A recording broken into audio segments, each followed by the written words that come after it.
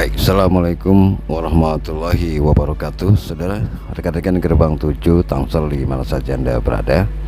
Baik, untuk video kali ini saya akan membahas mengenai tim nasional Indonesia usia 24 yang pada saat ini sedang ikut di SEA Games di Asian Games di China.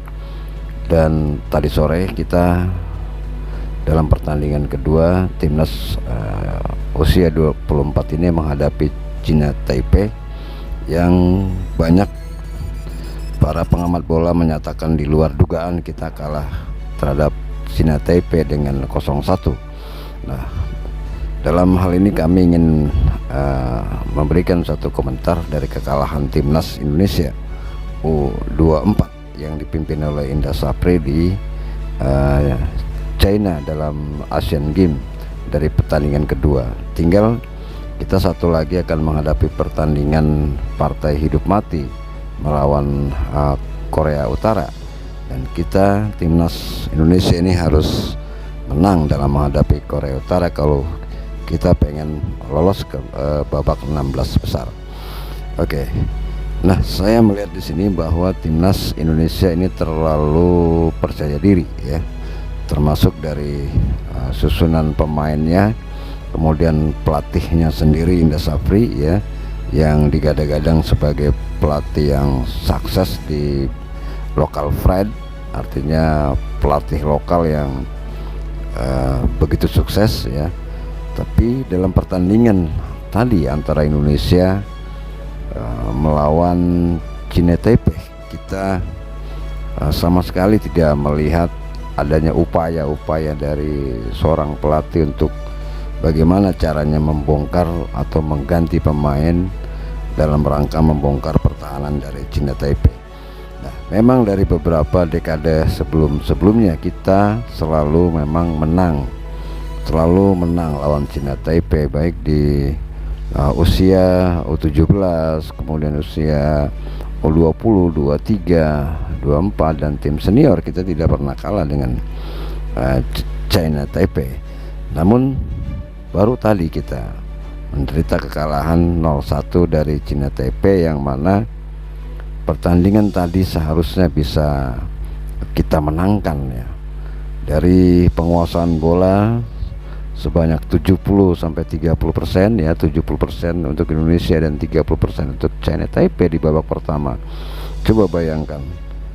Tapi kita melihat lemahnya ya lini dari tengah Indonesia. Tidak ada operan bola yang baik, kemudian passing yang selalu salah, kemudian penempatan diri dari para pemain yang selalu terlihat cekcok, dan ya begitulah keadaannya.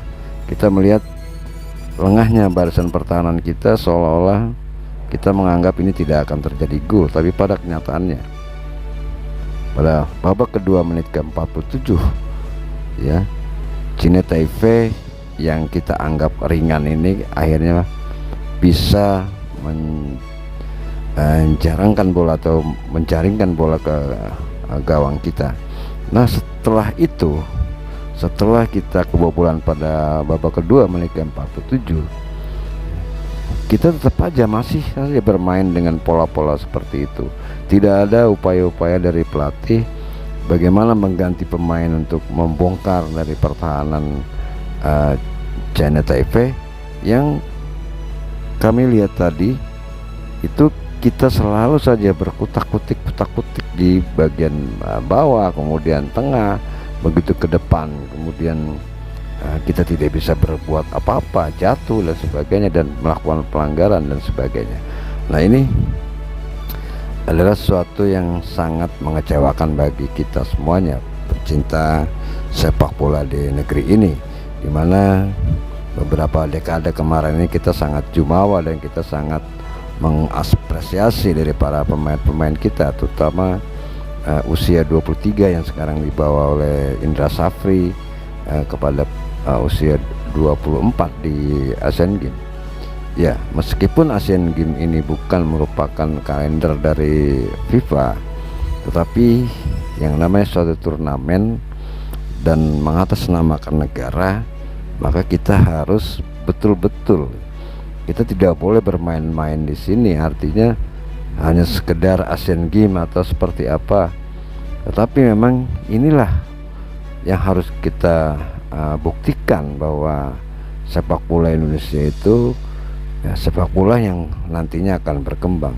Kalau kita lihat dari permainan tadi, saya sangat begitu kecewa sekali dengan penampilan dari para pemain timnas Indonesia, di mana semua lini baik di tengah dan sisi sayap kiri dan sayap kanan ini sama sekali tidak bisa berkembang. Egy Maulana Fikri hanya berkutak-kutik di situ-situ aja, dan tidak ada percobaan-percobaan untuk melakukan tembakan-tembakan langsung ke arah gawang dari China Taipei.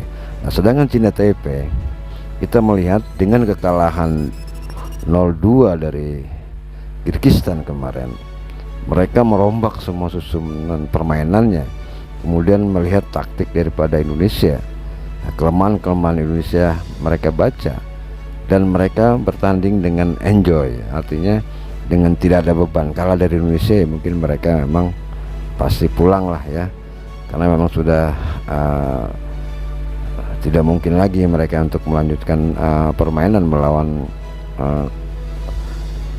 Kyrgyzstan atau Korea Utara ya.